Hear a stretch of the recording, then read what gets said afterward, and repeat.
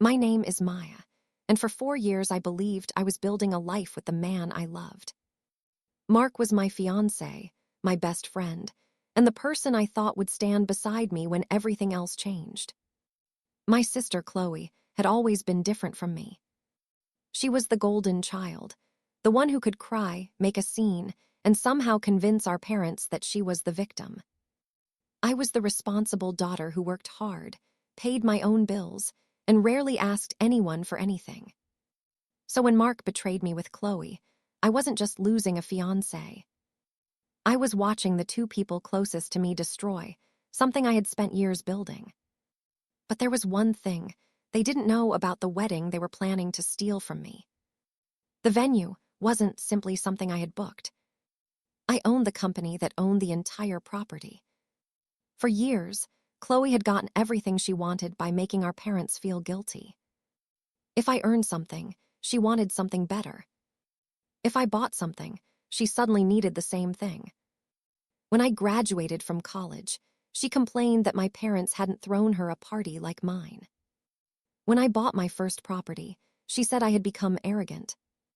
But I never expected her to take the one thing I thought she could never touch, my fiancé. Mark and I had been together for 4 years. I was a real estate developer, and Mark was an artist trying to build a career. I supported him because I believed in him. I paid his studio rent when his paintings weren't selling and helped cover expenses while he worked on his projects.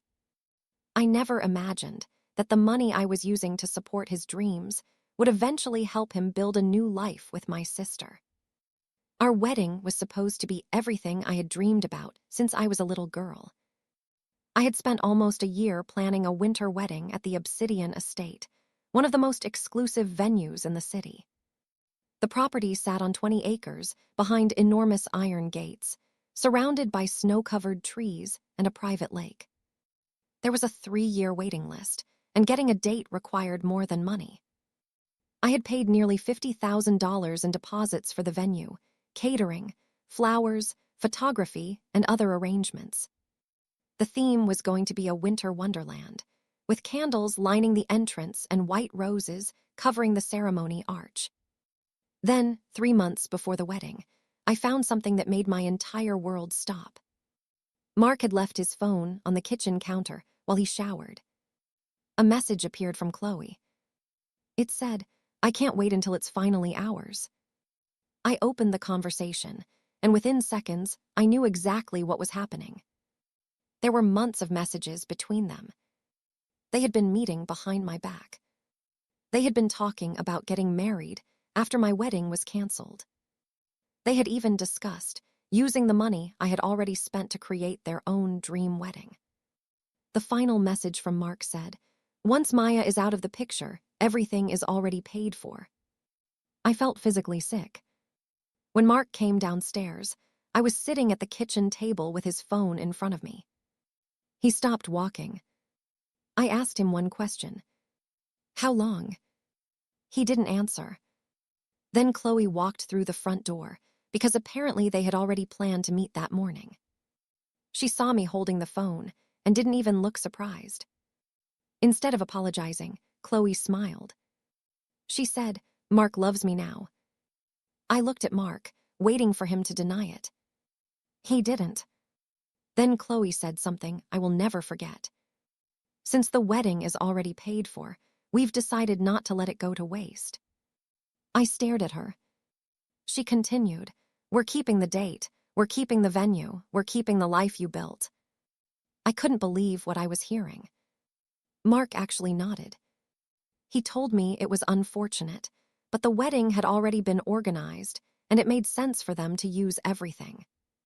I asked him if he seriously expected me to pay for his wedding to my sister. He said, "You've already paid for most of it."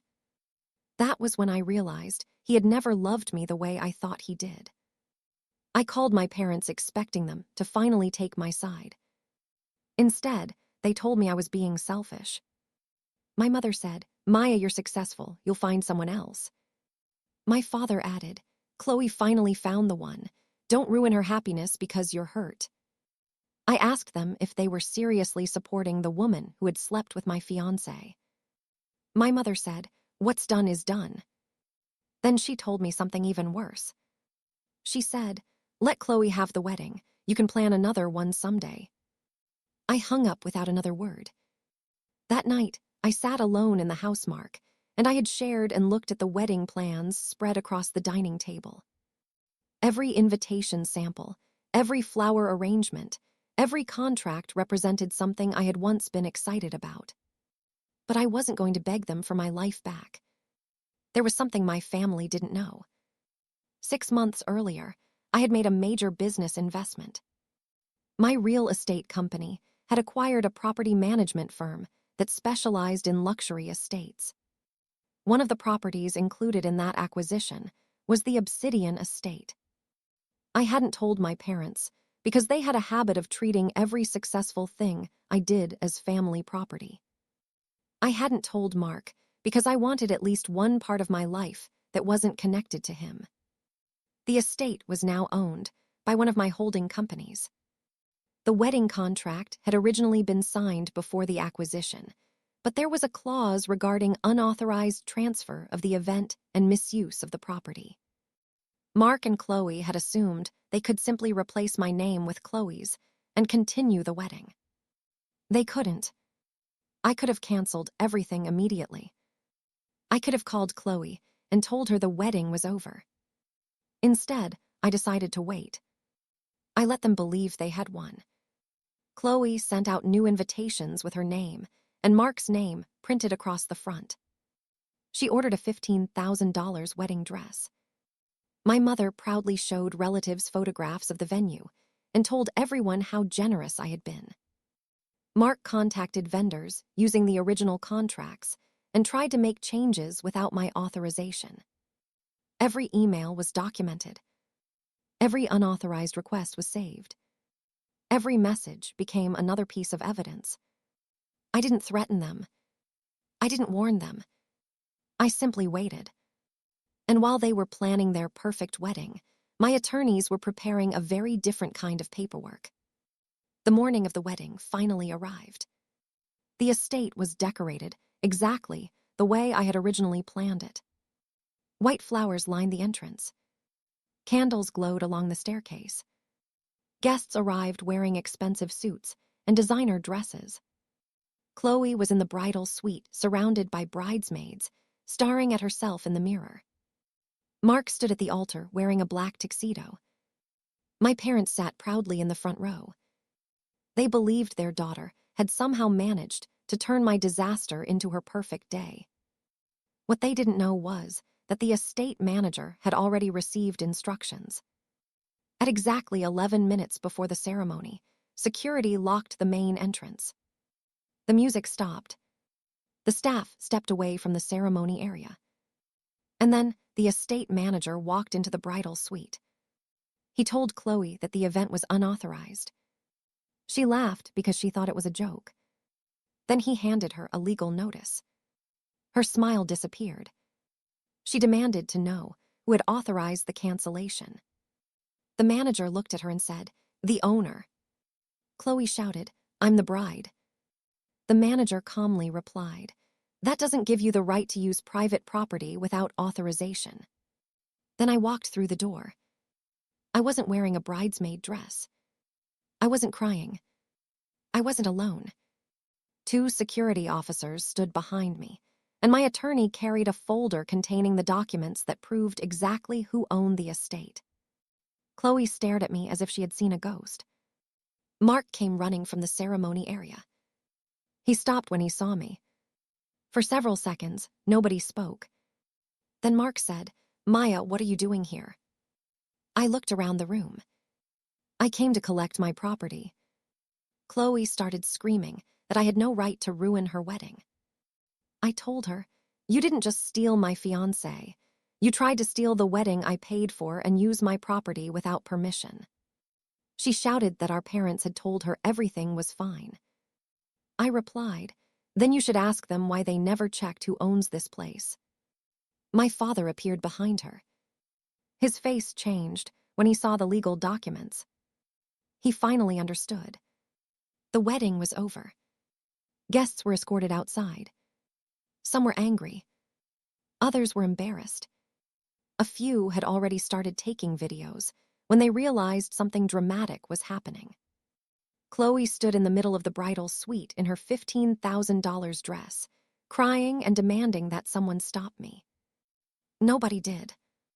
The vendors were instructed to follow the original contractual terms regarding cancellation and unauthorized use. Mark suddenly became very nervous when he realized that several expenses he had authorized could potentially become his responsibility. My parents tried to negotiate. My father said, "Maya, we're still your family." I looked at him and said, "You stopped acting like my family when you decided her betrayal mattered more than what she did to me." He had nothing to say. By the following week, the story had spread throughout our hometown. The wedding that was supposed to be Chloe's glamorous celebration had become the scandal everyone was talking about. My parents were furious with me. They said I had humiliated the family. I told them they had humiliated themselves. Chloe blamed me for destroying her relationship with Mark. That was almost funny. I reminded her that she had destroyed my relationship with him months earlier. Mark tried calling me repeatedly after the wedding. At first, he apologized. Then he said he had made a mistake. Then he claimed he had realized he still loved me. But I knew exactly what had changed. He wasn't calling because he loved me. He was calling because Chloe's perfect life had disappeared. A month later, I sold the Obsidian estate for a significant profit. It was never about punishing Chloe. It was simply a business decision. I took the money and invested it into another property development project.